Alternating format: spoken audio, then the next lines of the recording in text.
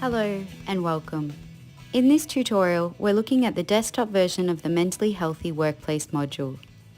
This module is designed for members to regularly assess mental health related policies and procedures in the workplace and provides feedback and recommendations via a summary report which is produced each time a new review is completed. Like all modules, the access and inclusions in this module vary according to individual user access levels that are controlled in the User Management module.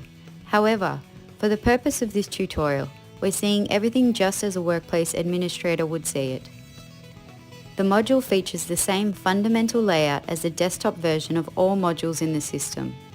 To complete a new submission, select the Add a New Record button.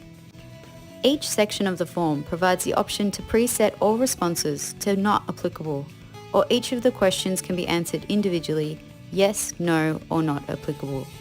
Each no response requires entry of comments, actions in the space provided, and when submitted, all no responses will generate a task for later action as required.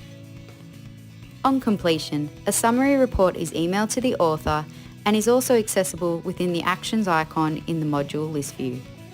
And that concludes this tutorial. For more information, please refer to the on-screen system help notes and tooltips. Thanks for watching.